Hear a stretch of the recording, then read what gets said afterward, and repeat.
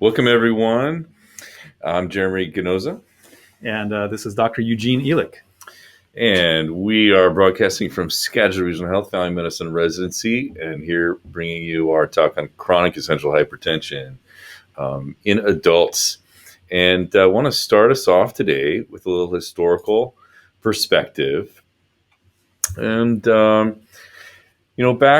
in the 1930s, people thought that hypertension was not really something that needed to be treated. A couple quotes here. Dr. White said, hypertension may be an important compensatory mechanism which should not be tampered with, even were it certain that we could control it. And another quote, the greatest danger to a man with high blood pressure lies in its discovery, because then some fool is certain to try and reduce it. On into the 1940s, people were still saying people with mild benign hypertension with levels up to 210 over 110 need not be treated by Dr. Friedberg. And we have a picture of FDR, President Roosevelt here, because his very high blood pressures became public later in his life, including blood pressures over 200. And those went untreated.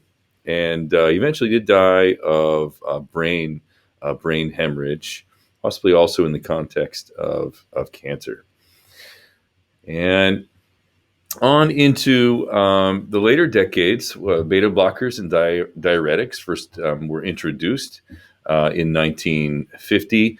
The famous Framingham Heart Study, which has given us so much information on cardiovascular outcomes, was started in 1960, and really it wasn't until the 1970s with the 1971 National High Blood Pressure Education Program and the Joint National Committee has released their guidelines on blood pressure initially in 1977, that there was really widespread consensus in the medical profession that blood pressure was a condition that required treatment. And just from perspective, I mean, that's in our lifetimes or our parents' lifetime. So really pretty recent in the big scheme of things. And now we're going to hand it over to Dr. Elikh to talk about the physiology. Yeah, so this is a little touch on the physiology that's going to be relevant to our blood pressure. So I'm going to talk about a couple different things here. Firstly, just to kind of graphically represent, what we're talking about when we're talking about blood pressure. Visually here on a graph, you can see that it's a pulsation of pressure in the aorta that then translates through the different vessels and gets lower and lower as we get into the capillaries and then the veins. I guess the key point here is to keep in mind the mean arterial pressure, which is the average of those, and then to keep in mind the fact that as you get further away, things really change from the heart. Further away from the heart, things really change with the blood pressure. And then when you're measuring blood pressure, to kind of look at the previous graph here where you're seeing the pulsations, you're trying to listen for when the pulsation is first heard through a vessel by compressing it, and then as you release the pressure, you can see the cuff pressure line there. You then don't hear anything when the blood is just continuously running through the vessel. But we'll get back to that in a later slide. More importantly, though, for physiology is how do we arrive at a blood pressure? So you guys have all probably seen the MAP equals cardiovascular or cardiac output times systemic vascular resistance. And that has a lot more detail to it, of course, here as you can see. So, for example, the cardiac output is actually a multiple of, it results from multiplying stroke volume by heart rate.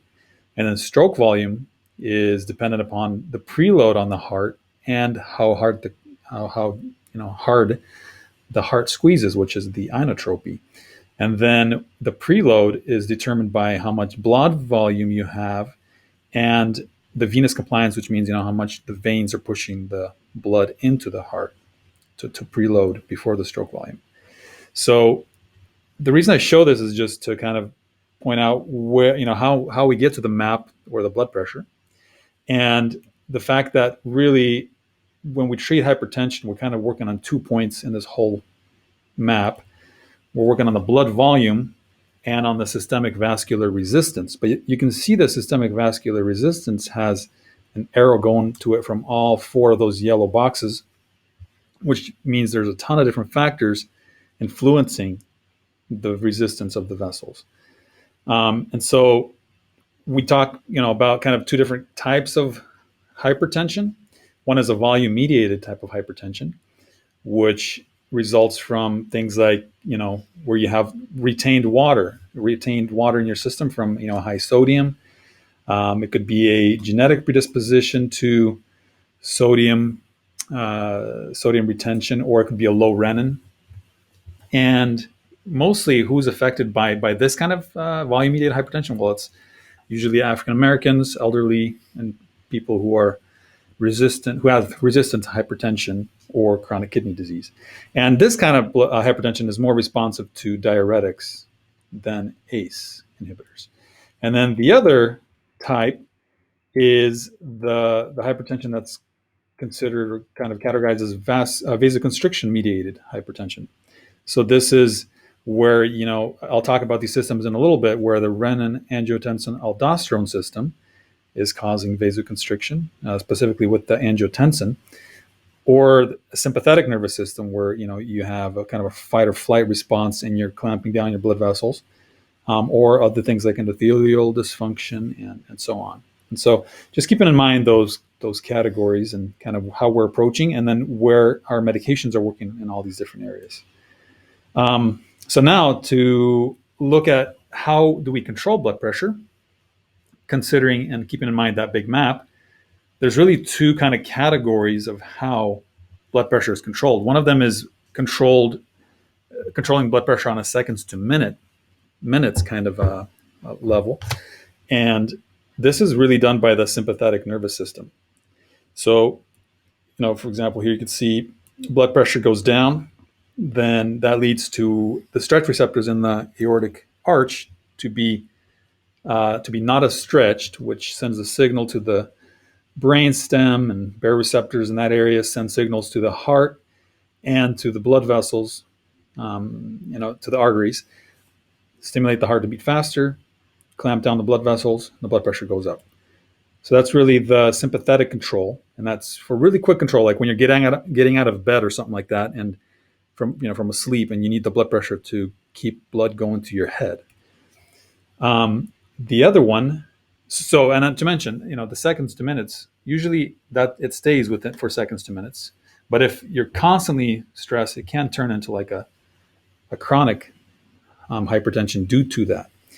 The other system that controls your blood pressure more across the day and across the weeks and months and so on is a different system called the renin aldosterone angiotensin system.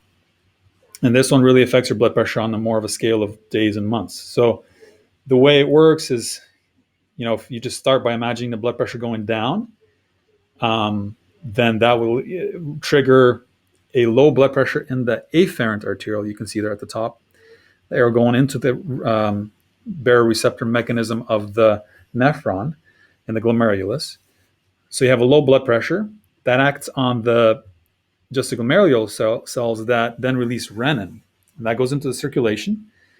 And as it leaves the circulation, it is it is used to convert angiotensinogen to angiotensin 1, and then the angiotensin 1 is converted to angiotensin 2 by the ACE enzyme in the lungs. And then the angiotensin 2 is really the kind of the big one, the big molecule that affects blood pressure. So you can see it does multiple things here by stimulating the nervous system, sympathetic nervous system.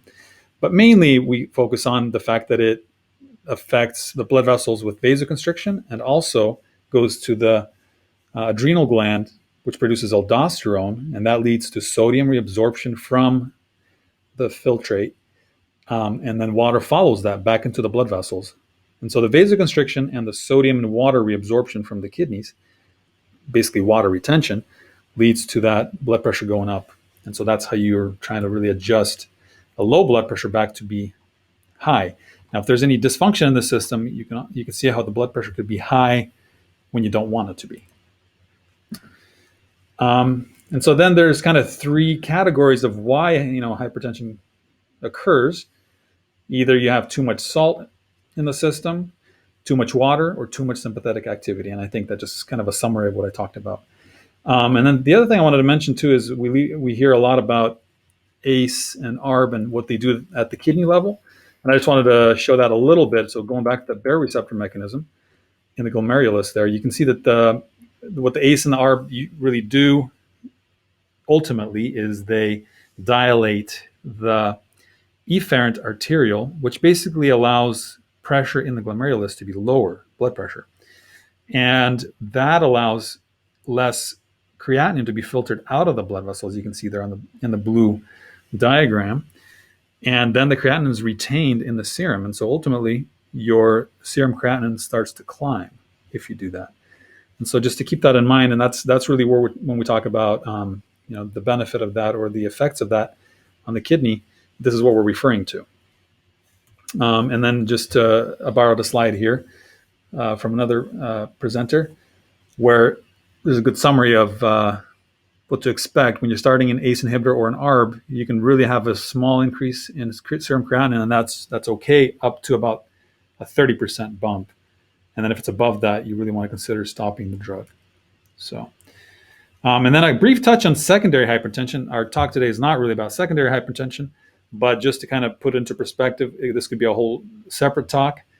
But really, I wanted just to point out the different kinds of categories and different kinds of causes for secondary hypertension to keep in mind when you're working with your patients. So when you would consider this is when you have a sudden or a severe rise in blood pressure in your patient, especially in the very young and very elderly patients. And it's and if there's in addition to that resistant hypertension, which is defined as when somebody's blood pressure is not responding to three drugs. Basically, you have three drugs that are on board and blood pressure is still not going down. At least one of them is diuretic and the patient is taking all of them and still the blood pressure isn't being controlled and is not responsive. Then you really want to look at this as a case of resistant hypertension and look at other causes. So, and also look for clinical clues that lead you to think of other causes. So the three categories here that I talked about before also contain all of the secondary hypertension differentials. So sodium excess, I really am just going to mention the ones that are most common. Hyperaldosteronism is pretty common. So this will lead to, all of these will lead to increased sodium reabsorption and water following. Other ones on the list are really, really low yield. So I wouldn't look for them as much, but just keep them in mind. The next one is the category of too much volume. This is mostly due to either renal failure. So if somebody has kidney failure, they can't produce urine, or there's renal artery stenosis, which could eventually, potentially lead to renal failure. But really, it's just not enough urine being made and not enough volume being taken off. So those are kind of the high yield ones here. And then the last category is too much sympathetic nervous system activity. This is where everybody kind of mentions pheochromocytoma. It's very rare. It's less than 0.5% of a cause of secondary hypertension. But the most common one to always think of is sleep apnea. So always check your patients for that, because that is the most common secondary cause of, the most common cause of secondary hypertension. And treating it can reduce blood pressure by about 10 millimeters of mercury. So that is the physiology that I wanted to mention. And over to Dr. Ginoza to talk a little bit about blood pressure again.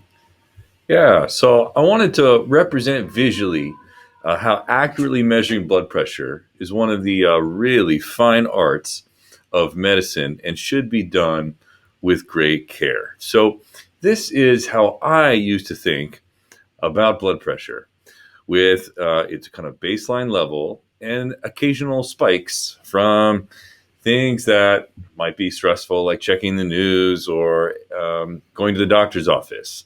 And it's that baseline level that we really want to measure and make any treatment decisions about.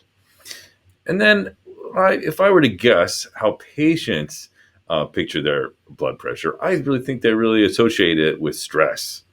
And when their stress just becomes too much, the blood pressure will stay high and they may go see their provider.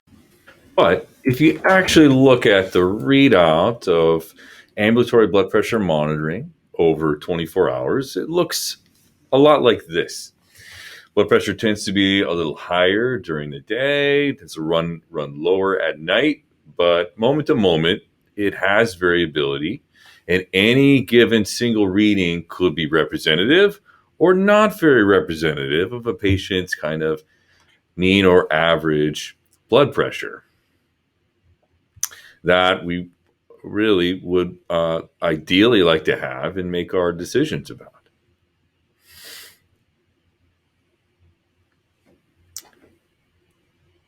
And Dr. Elikh.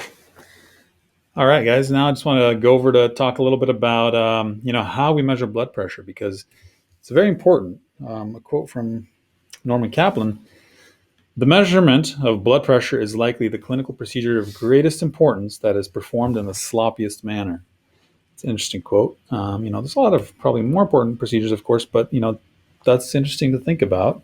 And the recommended techniques to measure blood pressure for assessment of hypertension are seldom followed in the ambulatory care setting. So all that to say that we need to do a good job of measuring blood pressure if we're going to be basing a lot of our treatments on that measurement. And Dr. Ginoza just talked there about the different types of blood pressure monitoring, and here they're summarized again. But the gold standard of kind of what we do is a clinic blood pressure measurement.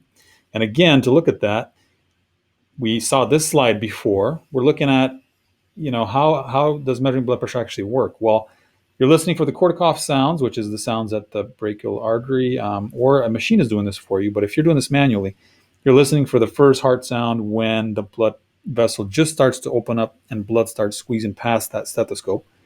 And you're hearing that sound, and then that's the systolic blood pressure. And then you keep dropping the blood pressure until the blood vessel is completely open and it doesn't close shut with the pressure from the cuff around the arm. And that's when you kind of hear the last sound, and that's the diastolic blood pressure. So that's what we're doing here when we're measuring a blood pressure. Now, to kind of talk to the steps of really, the gold standard proper way of measuring blood pressure, just to kind of remind us, because we often don't think about these things, and it can affect how good our measurement is, and then that can affect our treatment. So properly preparing the patient is very important. No caffeine, no exercise or smoking for at least 30 minutes before, empty bladder. And then when they rest for the 5 minutes before their blood pressure check, they need to be technically not talking during that time. And you can't technically put the cuff over the sleeve and over clothing, and you don't want to roll up your sleeve or the patient's sleeve, because that can cause a little bit of a tourniquet effect and increase blood pressure in that arm. And then, the best way to do it is the patient when sitting on a chair with their back leaned against the back of the chair. So to get into the technique a little bit, what's important here is, again, using a properly calibrated device. I do know how to check if it's calibrated in the clinic. There's a very simple way to check that on the manual blood pressure cuffs. And then, what's important about this slide here is knowing to use the proper recommended cuff size for your patient, because that really can affect the blood pressure measurement if it's too small or too big. So there's really 4 sizes that we might run into, and they're listed here in a little table. So if you really want to be precise, you'd measure your patient's arm and make sure that you have the right cuff size. And then have the patient relax, feet on the floor, back against the back of the chair. And when you're measuring the blood pressure, they should have been sitting there for 5 minutes before you actually do it. And when you actually measure it, the first time you're measuring, you want to do both arms, measuring both arms. And then if one of them is 10 or more millimeters of mercury higher, you actually want to use that number, and then keep that in mind to check that arm. Stethoscope over the brachial artery, you guys are probably aware of that. And then if you're using a oscillometric device, which is basically any device that automatically measures the blood pressure without a manual blood pressure cuff and stethoscope, then you want to make sure you're putting that device, 1 inch above the elbow. And then when you're deflating, just kind of slowly deflate at about 2 millimeters, 2 millimeters of mercury per second as you're listening for the Korsakoff sounds. And then so all of that is kind of the gold standard. And then if you can really get better, the way you do that is by having the patient measure blood pressures at home. But the difficulty here is having them do everything properly, like we discussed just here. Again, they have to have, back supported feet on the floor. AM/PM measurements would be good. The strength of this method is that, if a patient has white coat hypertension or masked hypertension, which most of us probably heard of white coat hypertension, but Dr. Ginoza will briefly touch on masked hypertension later. Those are revealed by home blood pressure monitoring. The weakness, though, is that the patient may not be able to do it correctly, and they may not report all the numbers, or they might use a device that's not really validated for use. And then, like we discussed previously, the 24-hour or ambulatory blood pressure monitoring is when you have the patient wear the blood pressure cuff for about 2 to 3 days roughly, and the patient wears it for about a day, 24 hours, and the machine takes about 48 to 72 readings, and then you get a nice average from that, and also the highs and lows. And again, this is good for the revealing masked and white coat hypertension, but also it measures different locations where the patient usually wouldn't think of checking their blood pressure with a home blood pressure cuff, like at work and at night. And again, the biggest downfall or the biggest weakness of this method is that it's really rarely available for us to use, unfortunately.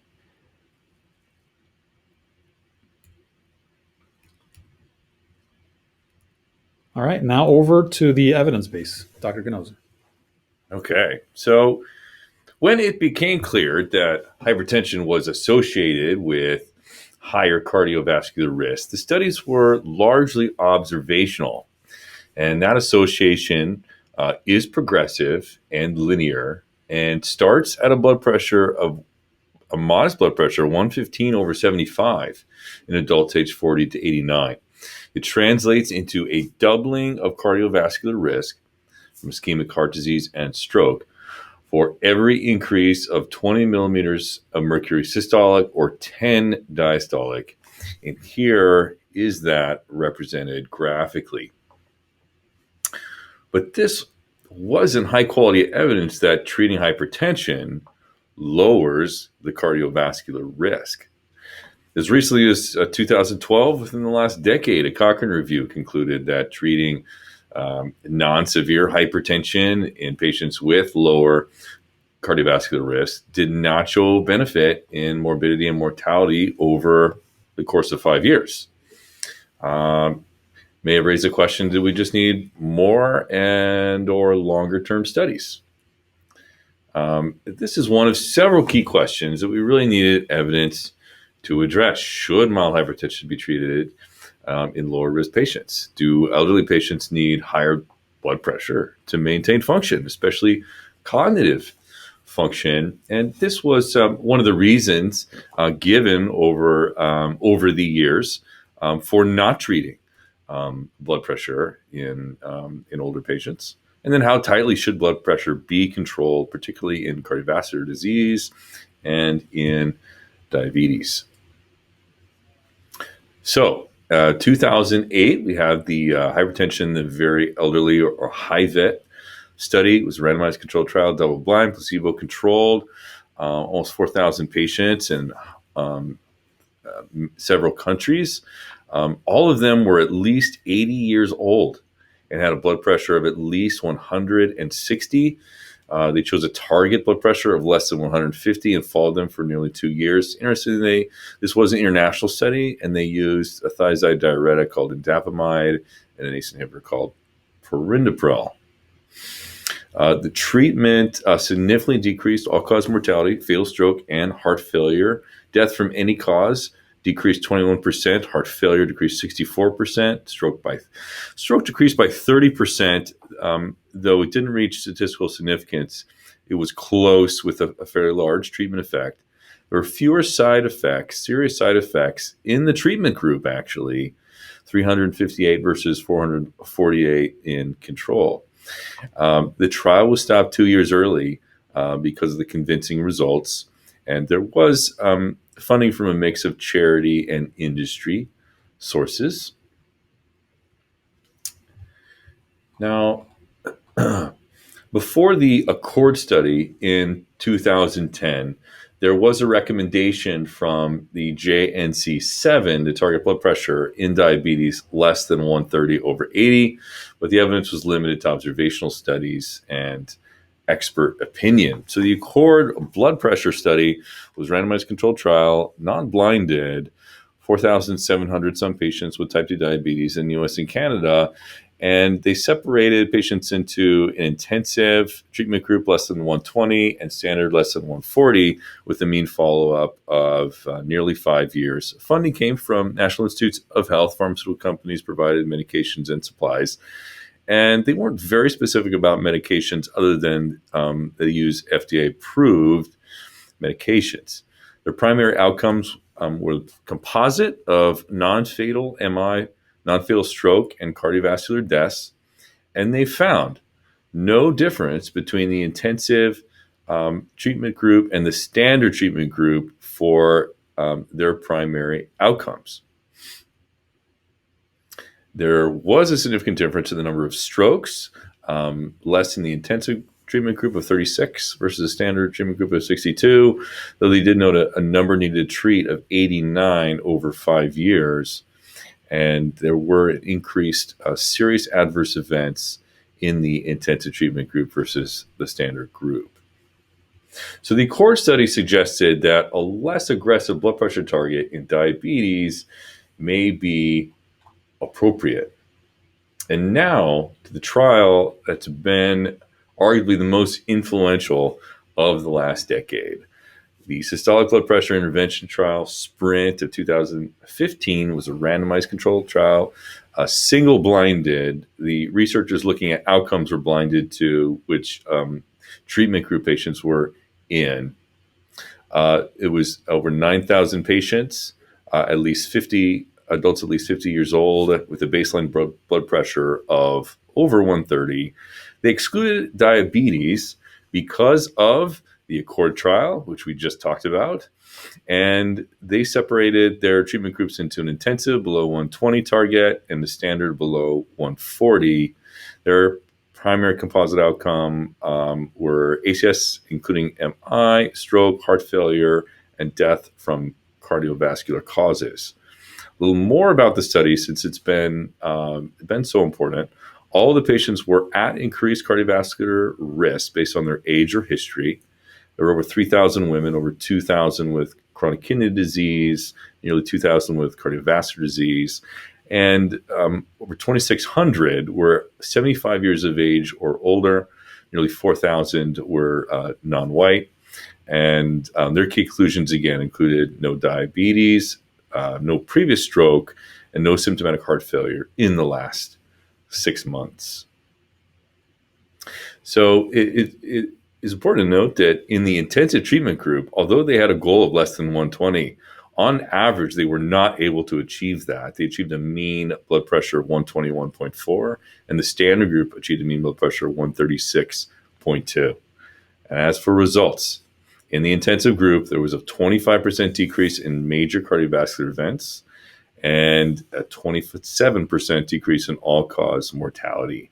And because of those results, the trial stopped early after a little more than 3 years. The results were consistent across really all cohorts between men and women, the various ages, whether they had a history of cardiovascular disease or chronic kidney disease. Race did not seem to play an important factor, and baseline blood pressure also across baseline blood pressures, those results were seen. Of note, there was a 38% decrease in heart failure and a 43% decrease in cardiovascular death. So although there was a reduction in MI and stroke, it did not reach statistical significance. So overall, SPRINT found a number needed to treat of 61 to prevent one cardiovascular event and 90 to prevent one death. And in the intensive treatment group, it also found a higher rate of serious adverse events, hypotension, acute kidney disease or kidney failure, electrolyte abnormalities, and syncope, although not falls with injury. The serious adverse events determined to be possibly or definitely related to the intervention were usually temporary and reversible.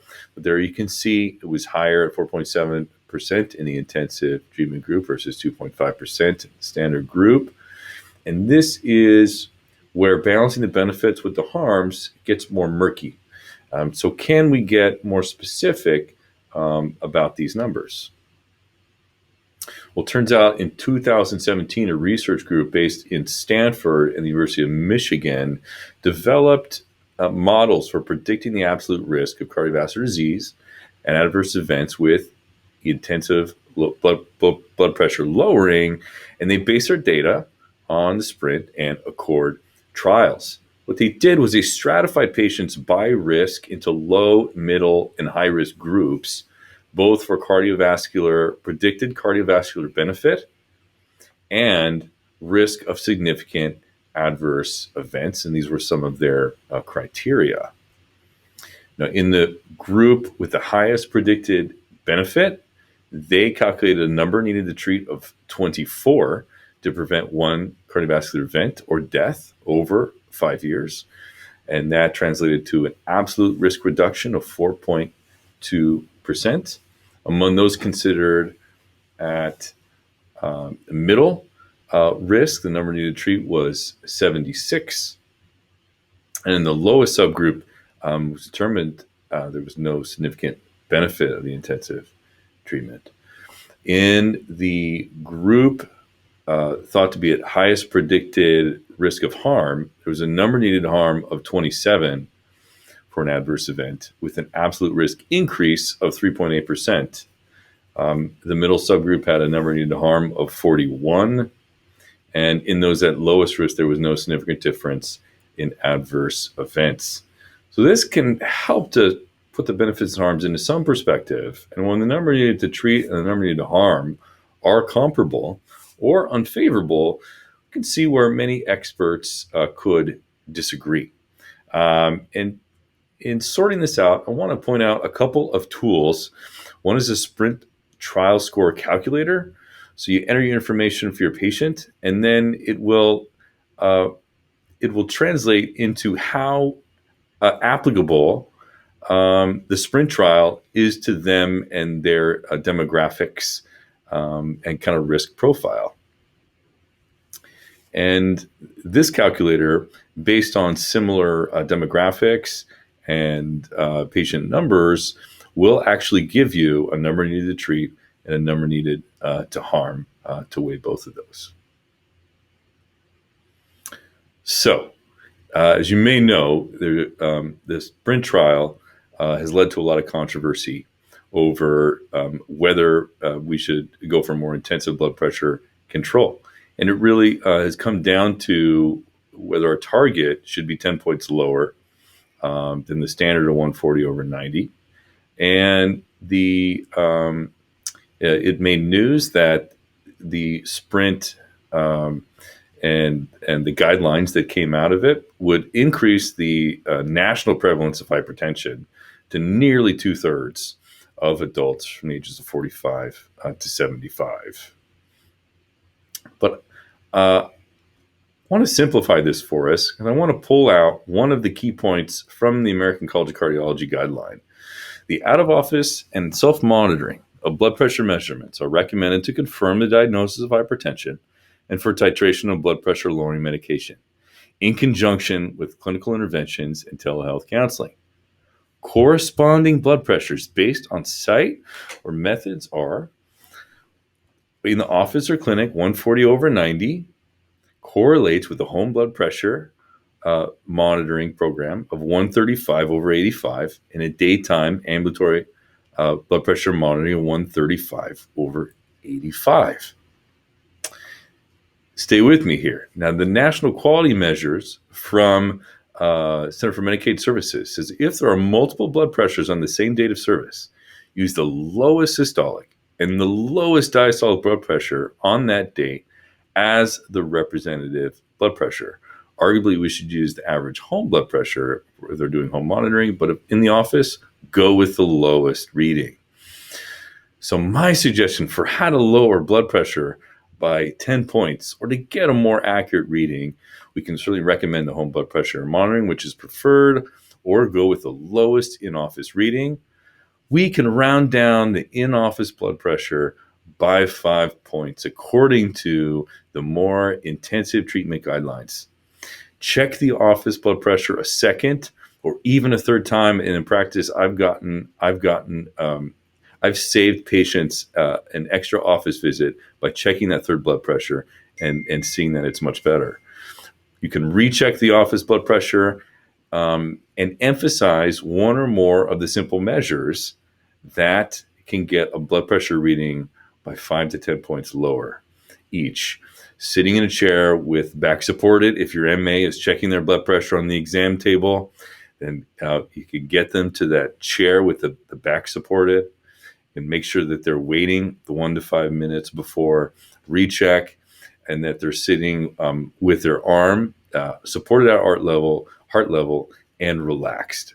Any one of those things or a combination of those things, and you may be able to get a blood pressure reading 10 points better.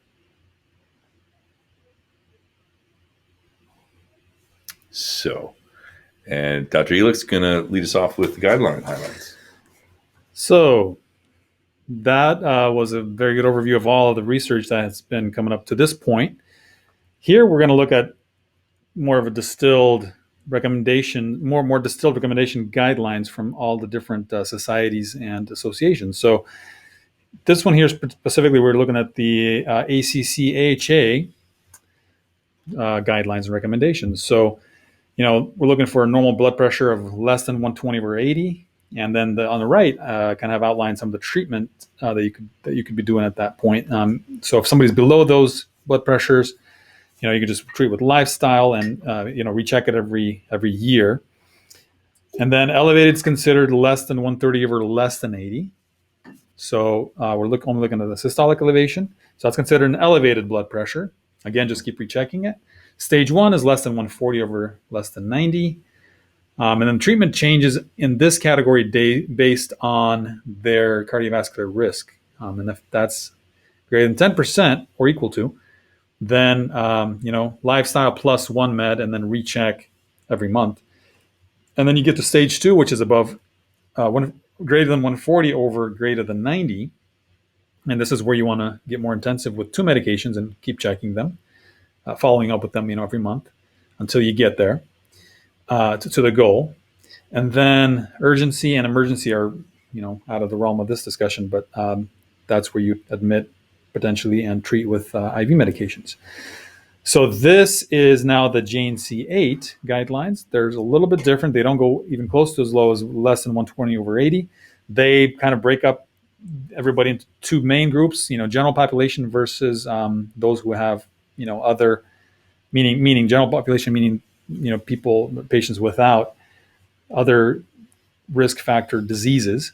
And in that case, less than 60 age-wise, your goal is less than 140 over 90. And then if you're over 60, the goal is a little higher, lets you go about by 10 points up on the systolic. And then if you're over 70 or you have kidney disease or diabetes or any kind of albuminuria at any age, then you're back down to that goal of less than 140 over 90. So this is the JNC, and that was confirmed and reaffirmed by the AAFP in 2019.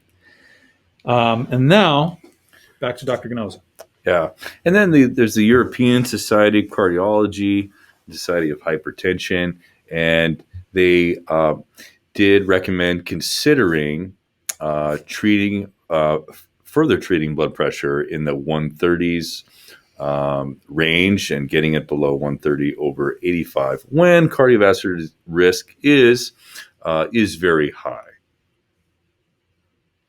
The American Diabetes Association 2018 guidelines still hold to a kind of a default target of 140 over 90, but note that below 130 over 80 may be appropriate for select individuals at higher risk. And then the Cochrane Review recently, December 2020, said, whoa, on that, we don't think that the benefits outweigh the harms of a lower blood pressure target than the 140/90. And they did include the Accord and the Sprint trials, as well as other RCTs. And then the 2020 International Society of Hypertension, Global Hypertension Practice Guidelines takes kind of a middle ground approach. They consider targeting a blood pressure below 140/90 essential, and then carefully considering patients who you might try for more optimal treatment of below 130/80 if tolerated. And if tolerated is important because basically no one says anyone should have to endure any side effects clearly from the treatment of hypertension. And if there's a question about possible side effects, may need to just reevaluate how accurate the readings we are getting. But kind of like this global hypertension guideline, considering an essential target, and then for certain individuals going for a more optimal target based on risk and age.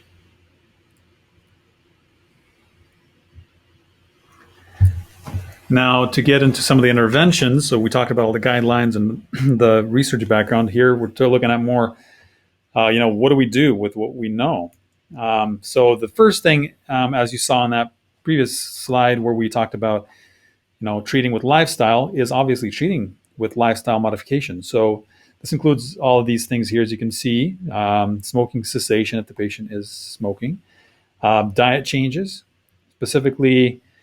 You can see a list of the possible approaches here: the DASH diet, sodium decrease, as well as potassium supplementation, because the sodium-potassium ratio is actually important to keeping the blood pressure more normal. Exercise, cutting back or completely removing alcohol use, and then weight control. And here I have listed some of the potential effects or benefits, in terms of how much quantifiable benefits of these lifestyle modifications.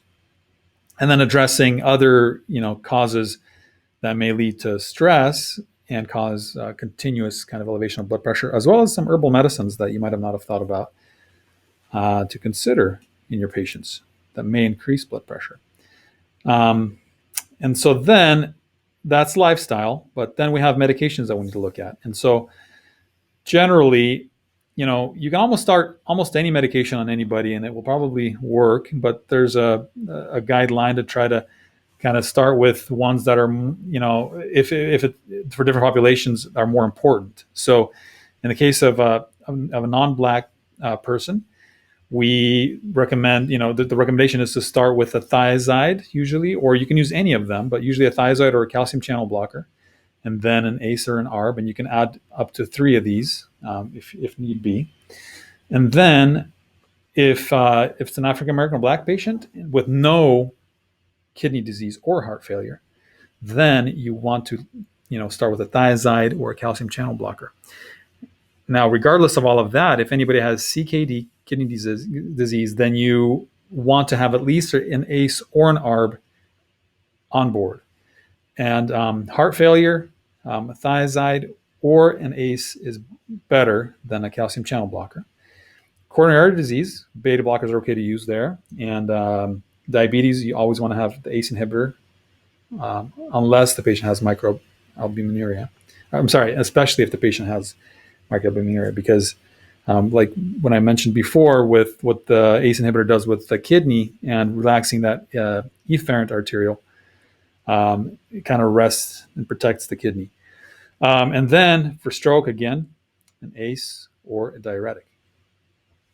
And here I wanted to just mention that recently, now, the medications for blood pressure are, especially the first line and all of them, second line ones as well, have gotten pretty affordable for, if a patient is paying for them out of pocket. You can see here that with the GoodRx discount for a 30-day supply, you can really, they get more affordable than probably they used to be in the past, with the most expensive regimen, for example, here being the valsartan at $35 for a 30-day supply.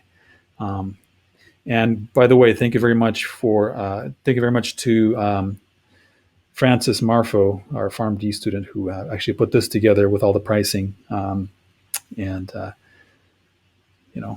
pricing on all these medications. So, because we do consider costs, especially if our patients are not insured or insurance doesn't cover certain things, you can take a look here to see which ones would be covered, and they're relatively affordable. So those are the medications and other treatment guidelines. So, is it possible that someone with a normal blood pressure in the office could still have hypertension? I never used to think so, but it turns out this could be a thing. Mass hypertension, the mass hypertension study found 12.3% of the adult population, 17 million people over the age of 21. 1 out of 8 adults may have masked hypertension. Blood pressure is normal in the office, but high at home, high on average. It's really kind of the inverse of what we're familiar with as white coat hypertension. Mass hypertension, it turns out, is more common in older people, in men, and in patients with diabetes who are already at increased risk of cardiovascular disease. So normal in the office, not necessarily home free. And this points to, again, the importance of home blood pressure monitoring when patients can afford it and can do that for themselves. And one extra little point of fact, something called the J curve related to diastolic blood pressure. So, of course, we've covered as diastolic blood pressure increases, there's increased cardiovascular risk. Well, it turns out when it gets on the lower side, particularly below 70 of diastolic pressure, there's an effect where the rate of cardiovascular events also increases. So this is a reason to avoid treating below diastolic blood pressure when possible, being aware of that large pulse pressure between the large difference between systolic and diastolic, and using caution when you see that lower diastolic blood pressure.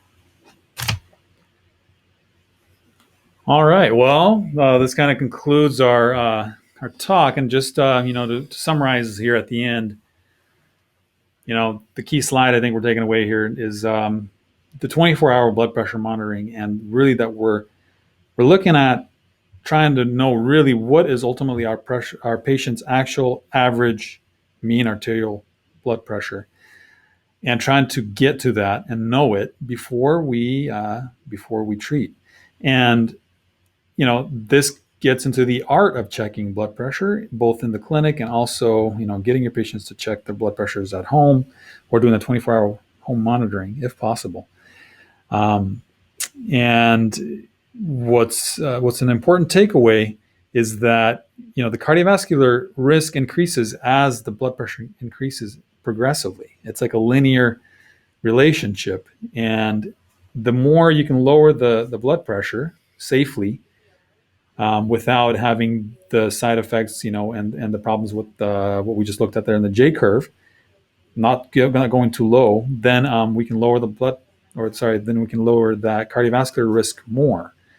And what's really, I think, the takeaway also is that, there's no cookie cutter answer, and you have to really look at your patient, look at what's going on with them, and individualize that treatment based on the risk versus benefit analysis for your patient. I mean, we all kind of know that concept, but here really there's no easy answer, and you really have to know what's going on with your patient to give the best recommendation for treatment. And here are the references used in our presentation here today. Thank you all for your attention. Thanks, Dr. Elikh. Thank you, Dr. Ginoza.